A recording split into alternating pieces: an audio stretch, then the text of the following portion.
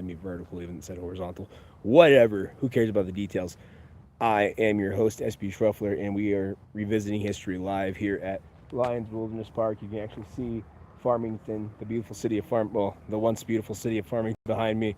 And we're going to trek through some sandstone washes and some areas to get back out of here. So, welcome. Like I said, if you guys haven't already, I know you guys might be joining late or even after the stream.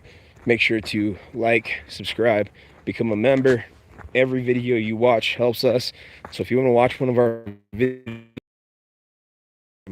all you're doing is helping the cause and everything back into revisiting history that I get. So no matter how much it is, even if it's small amounts, I still pour it back into revisiting history. So you don't even have to be doing anything other than just valuing the content and watching more of it. And we have all kinds of content, from audiobooks to docu-series to actual old classic films.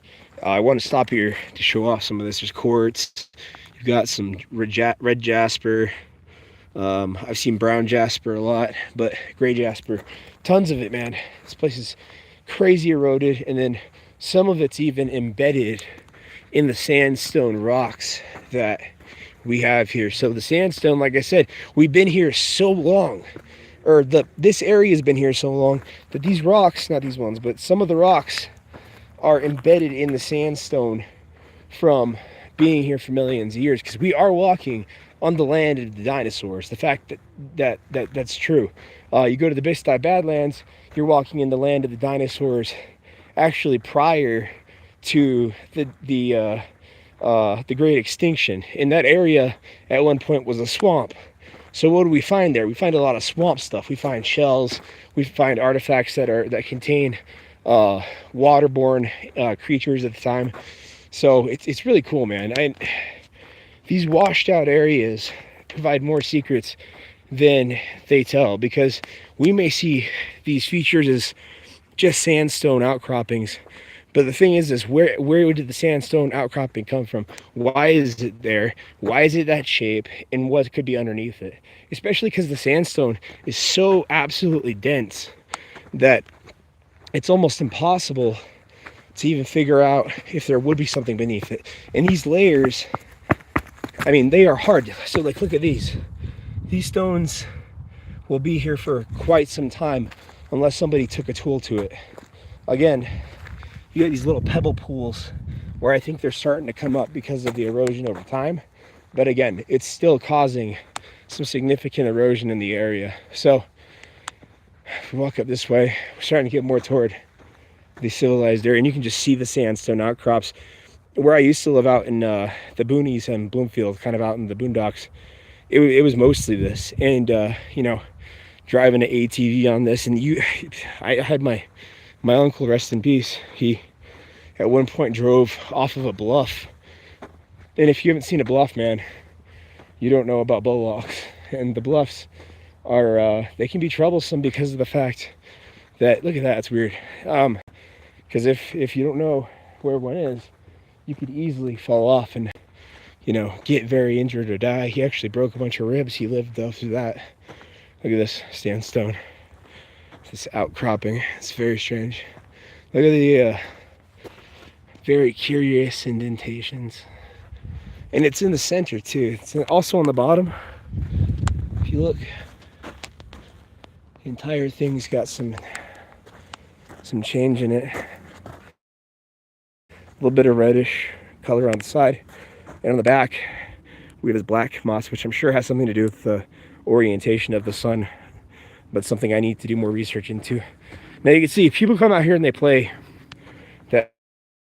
that frisbee, whatever it is, frisbee game, and I'm here for the nature, but you never know what you're gonna find, where you're gonna find it, man. We found some tiny tracks earlier, some itty bitty baby tracks, maybe not baby tracks, but some tracks that insinuated that we had some wildlife here. Look at that beautiful giant yucca. You can see it that way. Gorgeous, man. And I love the plants of this place. I mean, I always say I'm a desert rat, man. I can't make it anywhere else. Hate the cities. But this is just, it's absolute glory in its finest. Let's go ahead and flip it around. I think I see something cool over there. We'll go check out real quick. Because I haven't really, I don't know, I've explored this place lightly, but I've mostly gone toward the front end. And the park itself is pretty large. So they also have an amphitheater that every once in a while they'll do a show out here. Usually closer to summertime. So if you want to go to the shows, you're going to get bit up, bro. But I'm going to turn right and then come and look at some of these sandstone outcrops, and maybe we make it to the top of one. But these are beautiful juniper trees. Always in bloom. Again, very common, and I haven't done the actual research on them, but I'm pretty sure similar thing to the junipers on how they maintain heat and how they, also actually stay cool during the summer. So, because these plants are made for summer and winter. That's the big thing. So we got a trail that darts off to the left over here. Looks like a game trail, but people have taken it. And then takes you all the way up to the top. But I actually like the outcrops more.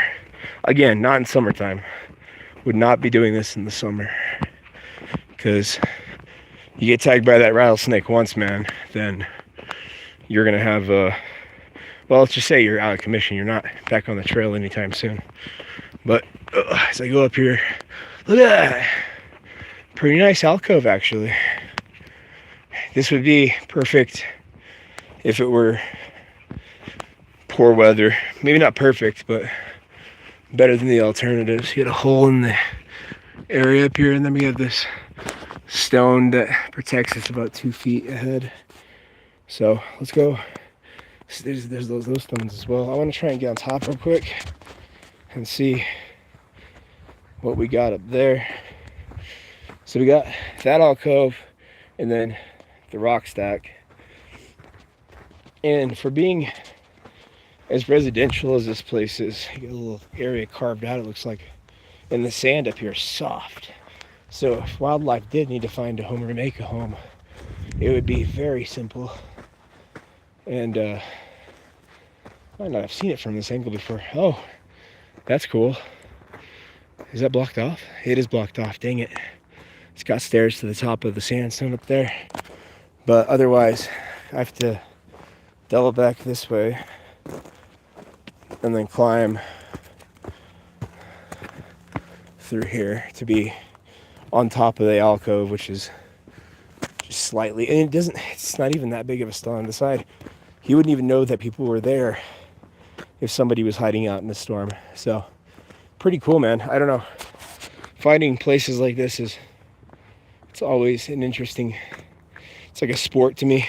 Not just that, it's a list, it's a goal, a straight line, right? Thank you guys for watching. I really do appreciate all you guys. And if you're joining in after, I hope you guys appreciated it. Hope you guys enjoyed my little trip around the sandstone. I'll have a full video out later, but you guys have a great day. You're all significant in some way to somebody.